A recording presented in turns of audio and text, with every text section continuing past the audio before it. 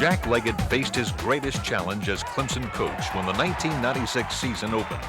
No less than 15 players who could have been on his roster were playing professional baseball.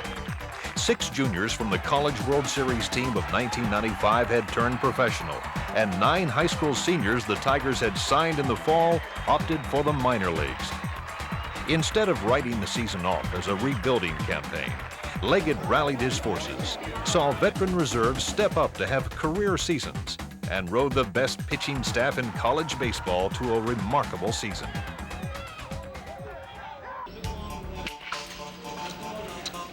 The national media was mixed on Clemson's fortunes when the 1996 season began.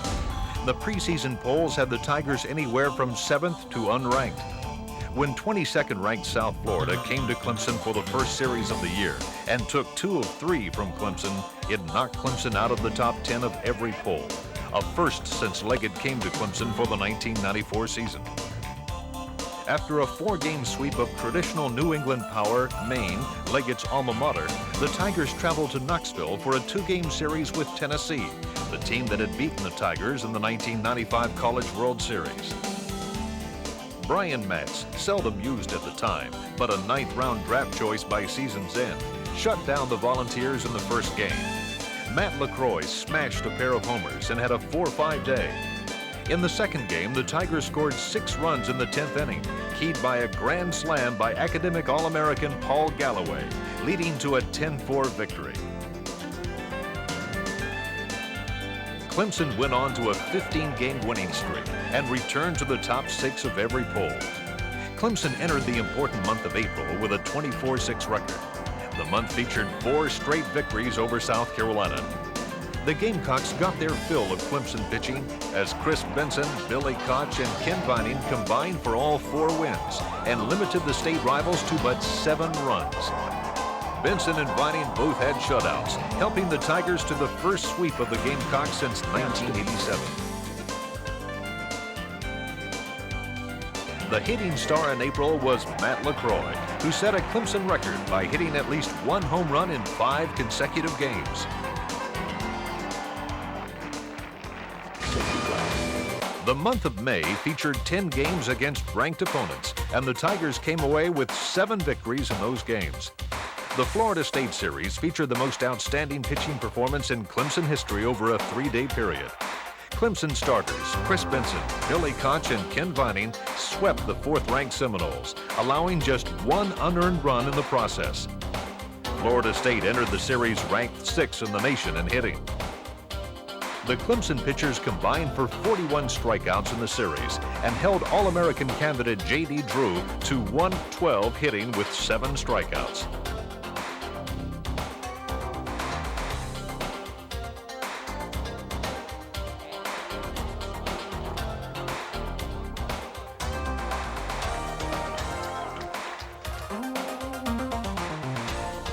The big blow for Clemson offensively was provided by senior outfielder Jerome Robinson, who hit this long home run to left to win the 3rd game and give the Tigers a series sweep. Jerome Robinson, speedy outfielder out of Wadesboro, North Carolina. Hammers one to left. Well hit. Morris going back, still going back, and this one is gone! Jerome Robinson makes it 2-0 Tigers with his 5th home run of the season. He blasted that ball over the fence. Bob, that's one of those home runs we were talking about last night, a high fly. That one was way above the light tower. There's no doubt it was going to be out. Clemson continued its merriment in May by winning 2 of 3 games from Georgia Tech and Atlanta. Kurt Boltman, a slick-fielding freshman shortstop, turned power hitter in the 10th inning, and his homer proved to be the game winner, 9-8. At third base. There's a deep fly ball into left center field, and it is gone. Boltman has hit his 3rd home run of the year, and Clemson has taken a 9-8 lead here in the top of the 10th inning. In Game 3, Gary Burnham provided the big hit with a grand slam. It may be out of here. Mark Fisher looks up. Grand slam, Gary Burnham. Tigers now move out in front, 8-2. They get 4 with 1 stroke. Clemson won 2 of 4 games in the ACC tournament in Durham and entered the NCAA as the #1 seed in the Atlantic Regional. It was Clemson's 3rd straight year as a regional host and its 9th straight year as a #1 or 2 seed. The Tigers opened NCAA tournament play against Charleston Southern, a club coached by former Clemson All-ACC outfielder Randy Macy. He had his Bucks in great shape heading into the 8th, but the Tigers scored the 8 runs on 8 hits, the 2nd highest scoring inning of the year for Jack Leggett's team.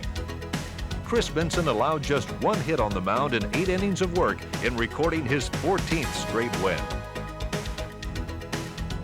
The second round win over Old Dominion also featured an outstanding pitching performance. Billy Koch allowed just 6 hits and 1 run in going the route for the victory. He struck out 11 and walked just 1, his low walk total of the season and his 7th double-figure strikeout performance. Jerome Robinson was the hitting star with a grand slam and all 5 RBIs.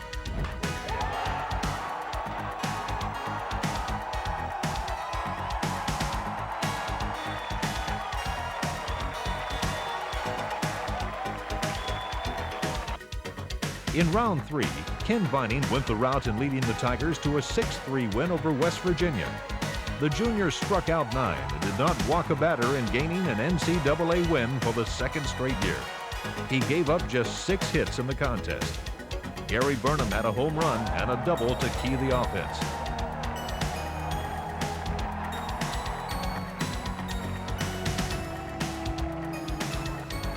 Clemson clinched the championship on Sunday with a 3rd straight win over Tennessee. A solid pitching performance from Scott Hauser and Brian Matz and the continued outstanding hitting of Jerome Robinson brought Clemson its 2nd straight regional crown.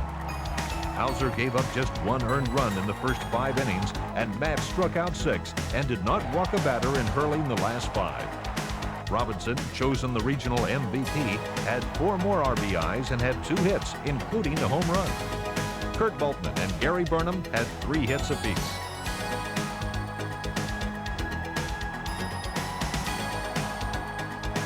The 12-5 victory set off a celebration for the Tigers, who had earned their 8th victory in 9 games against an SEC team. The Tigers hit .321 for the tournament and posted a .529 slugging percentage. The team had an outstanding .980 field percentage with just 3 errors in the 4 games, and the pitching staff posted a 1.50 ERA.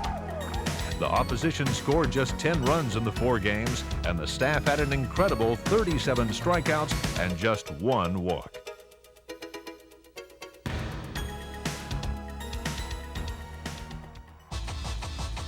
Clemson entered the College World Series with a 49-15 record and winners of 12 of its last 15. Included in those 12 wins were 7 over ranked opponents. While many felt this was not Clemson's most all-around talented College World Series team, it probably had its best chance to challenge for the championship. Clemson opened the College World Series against longtime nemesis Miami.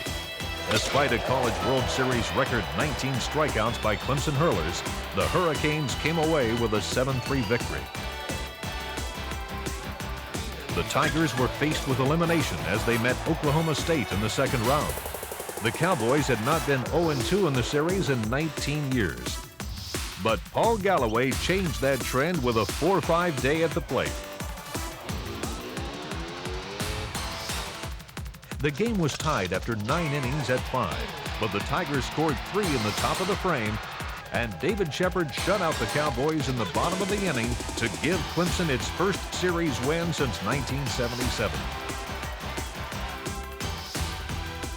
Clemson faced Alabama in its 3rd game. The 2 teams had met for the 1995 East Regional title, and the #1 ranked Crimson Tide was looking for revenge. The 2 teams battled back and forth the entire game.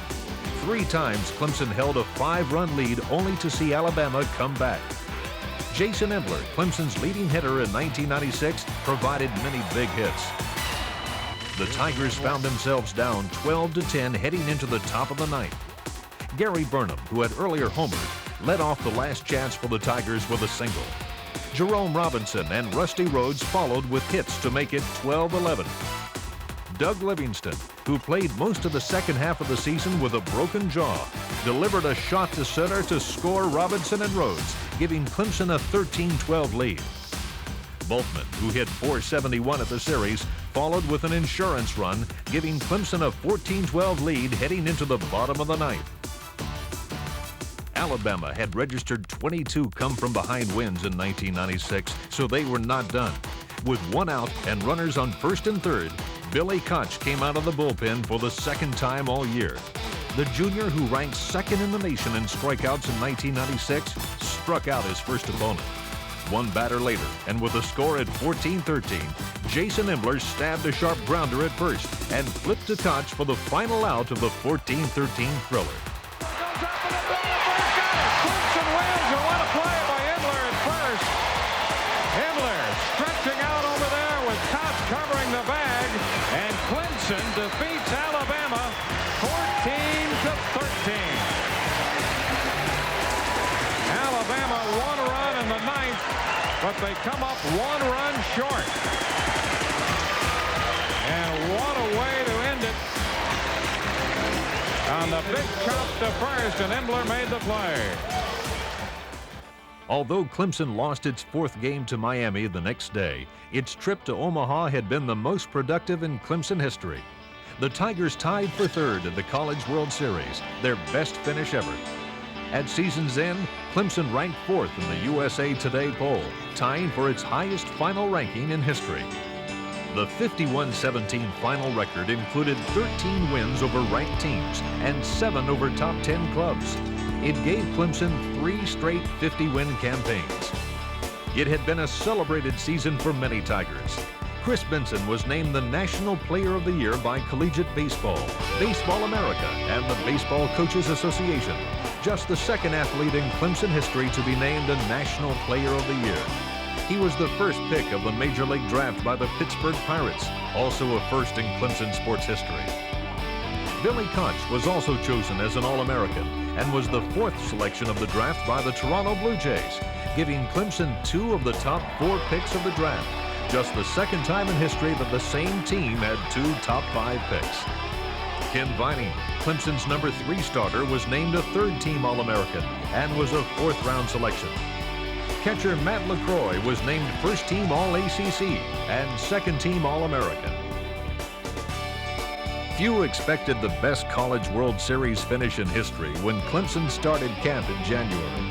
But a team of overachievers with an unparalleled work ethic, combined with the acumen of a patient coaching staff to make the 100-year anniversary of Clemson baseball memorable.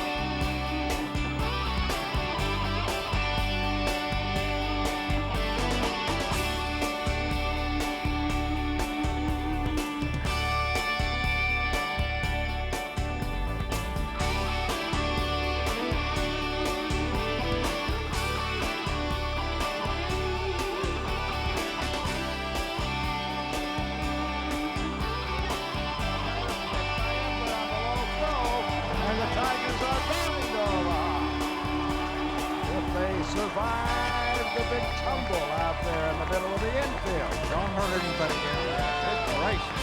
The Tigers are headed to Omaha.